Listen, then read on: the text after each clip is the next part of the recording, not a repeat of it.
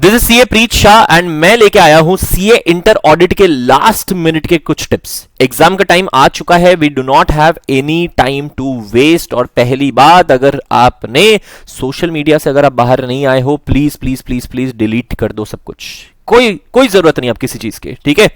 सबसे पहली चीज, अब ज्यादा टाइम नहीं लूंगा मैं, पहली चीज एडवांस अकाउंट्स का पेपर जैसे ही कंप्लीट होगा तुम्हारे पास, उसके बाद एडवांस अकाउंट के पेपर के बारे में कुछ भी डिस्कशन नहीं करना।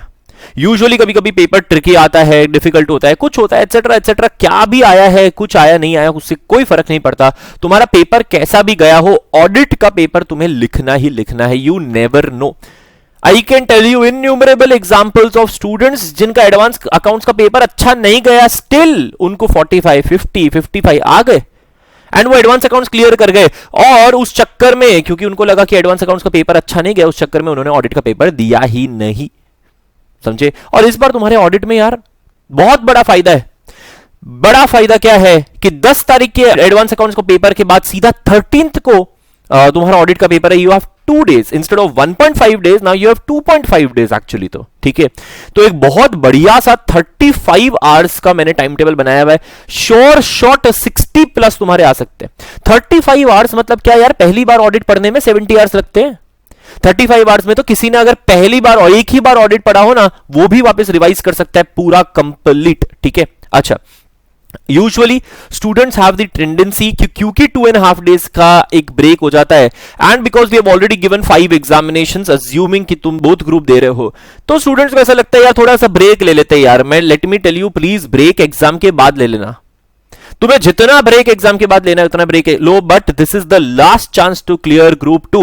Now until unless you are very confident with audit कि सर मेरे को ऑडिट में कोई हरा नहीं सकता, तब तक तुम्हें ब्रेक लेना नहीं है। If you are very confident कि सर को एकदम एक एक वर्ड आता है अच्छे से, तो ठीक है, तुम्हारी मर्जी फिर, ठीक है। But otherwise you do not have to waste your time. This is the last chance to clear your group 2. okay, time table कैसा रहेगा देखो जरा। हाँ, 10th को जब तुम्हारी एडवांस अकाउंट्स का पेपर कंप्लीट हो जाएगा, you will have 4 hours to study, है ना। अब वो कैसा भी टाइम हो सकता है, मतलब तुम्हारे ऊपर है कि कब तुम शुरुआत करते हो, कब तुम एग्जाम से आते हो, है ना। कुछ लोगों का एग्जाम सेंटर दूर भी होता है, तो कब तुम एग्जाम से आते हो, usually the time should be 7 PM to 11 PM, ठीक है। तो 7 से लेके 11 बीच में ब्रेक हो गया तो ठीक है, 11:30 तक थोड़ा पढ़ लिया, हाँ, कोई दिक्कत वाली बात नहीं है। 4 घंटे की अपनी को पढ़ाई करनी है, जिसके अंदर हम सबसे पहले शुरुआत करेंगे कंपनी ऑडिट के साथ, ठीक है। एडवांस अकाउंट से पेपर लिख के आए होंगे, थके हुए होंगे, एकदम से पढ़ने का जरूरत नहीं, डिफिकल्ट चैप्टर से शुरुआत नहीं करनी, इंटरेस्टिंग चैप्टर के साथ शुरुआत करिए, स्कोरिंग चैप्टर के साथ शुरुआत करनी है, दैट इज कंपनी ऑडिट, जिसमें कारो तुम्हें नहीं पढ़ना अभी, क्योंकि कारो तुम 10th को याद कर भी लो तो तुम्हें वापस क्या करना पड़ेगा, 13th को वापस मेमोराइज करना ही पड़ेगा। तो कारो के पीछे अभी टाइम वेस्ट करने का मतलब नहीं है, ठीक है। कंपनी ऑडिट पढ़ो और चैप्टर नंबर 1 and 2 करो, है ना। Chapter number 1 and 2 are small chapters, very small chapters, 2 is not going to take that much time, so I am pretty sure 4 घंटे के अंदर कंपनी ऑडिट और चैप्टर नंबर 1 and 2 कंप्लीट हो जाएगा, ठीक है। 11th को क्या करना है, सुबह 6:30 to 9:30 AM, और डिपेंडिंग ऑन कि कब आप उठते हो, बट यूजुअली ये टाइम हो जाना चाहिए, क्योंकि this is the best time जिसमें हम थियोरेटिकल सब्जेक्ट को क्या कर सकते हैं, ज्यादा याद करेंगे। इस टाइम पे तुम्हें अपना सबसे डिफिकल्ट और सबसे बड़ा चैप्टर उठाना, जैसे चैप्टर नंबर 3 हो गया, ठीक है। Chapter number 3 is a big chapter, not a difficult chapter but big chapter, जो 6:30 to 9:30 3 आवर्स के अंदर कंप्लीट हो जाएगा, ठीक है। 10 AM टू 11 PM तक तुम्हारे पास चैप्टर नंबर 7 and 8 है, which is good enough time, बहुत टाइम है तुम्हारे पास। और मैंने ये टाइम इस हिसाब से रखे कि मुझे पता है शायद इसमें इतना टाइम ना भी लगे, तो भी मैंने ज्यादा टाइम लिया ताकि तुम आराम से पढ़ो, मॉड्यूल से पढ़ो डायरेक्टली तुम तो, ठीक है। अच्छा, नेक्स्ट आता है अपना आफ्टरनून में। आफ्टरनून में थोड़ा सा हम थोड़ा स्लो हो जाएंगे। If you want to take an afternoon nap, timings थोड़ा एडजस्ट कर लेना, ठीक है। बट इसलिए मैंने एक इंटरेस्टिंग चैप्टर रखा हुआ है 2 PM टू 4 PM के टाइम पे, that is chapter number 5, which is not boring और बहुत ही सिंपल सा चैप्टर है, चैप्टर नंबर 5। अच्छा, मैं बता दूं ये पूरी तरह से मॉड्यूल से ही करना है, मॉड्यूल से करो। परफेक्ट प्रैक्टिस बुक अभी नहीं, उसके लिए टाइम मैंने अलग से देके रखा हुआ है, तो परफेक्ट प्रैक्टिस बुक या क्वेश्चन आंसर की कोई भी बुक है तुम्हारे पास, उसमें से अभी नहीं करना है, पहले ये सब कुछ मॉड्यूल से कंसेप्चुअल क्लैरिटी लेके आओ, ठीक है। 4:30 PM टू 7 PM तुम्हें ऑडिट के अलावा कुछ नहीं सोचना है, तुम्हें ऑडिट का लैंग्वेज डेवलप करना है, और 4:30 PM to 7 PM you are going with chapter number 13, ठीक है। Again a big chapter but an interesting chapter, आराम से 2.5 आवर्स के अंदर अपना कंप्लीट हो जाएगा, रिवीजन करने जाए तो अपने, ठीक है। इवनिंग के टाइम पे 8 PM टू 11 PM तक you will have chapter number 11 and 12। Chapter number 11 थोड़ा बड़ा है, तो उस हिसाब से मैंने टाइम देके रखा हुआ है, और चैप्टर नंबर 12 छोटा सा ही एकदम, ठीक है।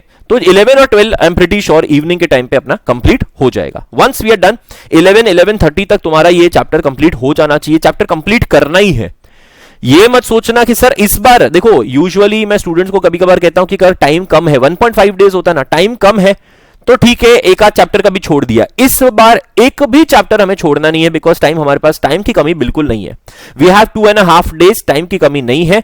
सो 12th को अब सुबह क्या करेंगे, हाँ 11 और 12 मतलब कितना किया इस पूरे दिन के अंदर हमने, 3, 7, 8, 5, 13, 11 और 12, इतना ही। बाकी बच्चे पूरा पूरा ऑडिट कर देते हैं, मैंने अभी तक तुम्हें खाली इतना ही बताया हुआ है। अच्छा, 12th को मॉर्निंग 6:30 AM to 9:30 AM हमें चैप्टर नंबर 4 करना है। जो भी बच्चा सोच रहा है कि मैं चैप्टर नंबर 4 छोड़ के जाऊंगा, प्लीज नहीं छोड़ना है, चैप्टर नंबर 4 भी करके जाना है, ताकि उसके भी क्वेश्चंस का हम आंसर दे सके, थोड़ा बहुत तो एटलीस्ट दे ही सके, ठीक है। तो इतने तो मार्क्स आए कम से कम। सो 6:30 AM to 9:30 AM difficult chapter, बड़ा चैप्टर, चैप्टर नंबर 4 हम करेंगे तो मेमोराइज होगा, है ना, बोरिंग भी नहीं लगेगा। फिर 10 AM to 1 AM, chapter number 4 के बाद थक गए हो तो 10 AM to 1 AM मैंने चैप्टर नंबर 9 पे 3 आवर्स का टाइम देके रखा हुआ है, क्योंकि again it's a very important chapter and students tend to ignore it, इसलिए पूरा पूरा टाइम देना इसके ऊपर, है ना। You have enough time.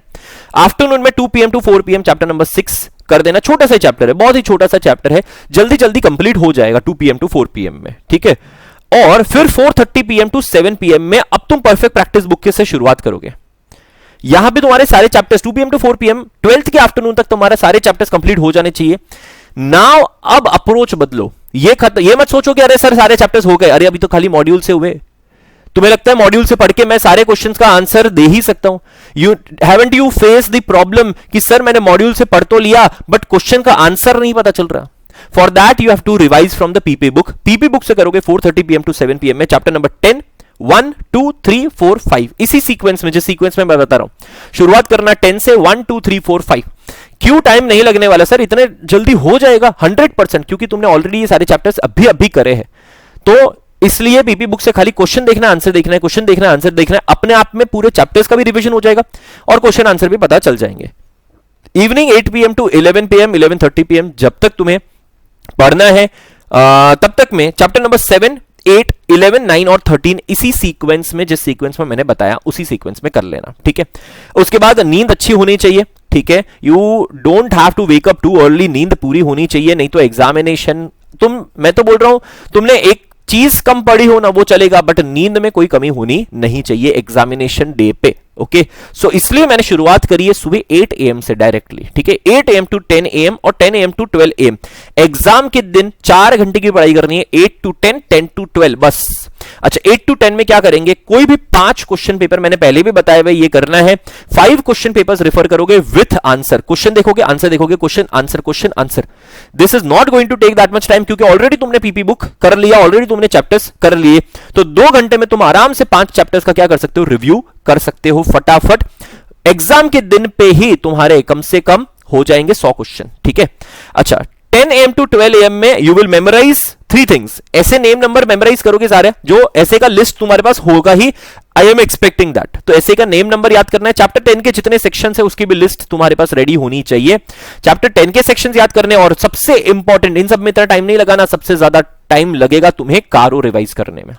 Approximately 1 घंटा, 1 से सवा घंटा तुम्हें कारो रिवाइज करने में लगेगा। कारो याद कर लेना, मेमोराइज कर लेना, वो लास्ट में, एकदम लास्ट में रखना, क्योंकि पता है कारो का एक क्वेश्चन आने ही वाला है, तो लास्ट में पढ़ के जाएंगे, सीधा एग्जाम में लिख के आई जाएंगे। And study well and have confidence, have faith in yourself. Thank you.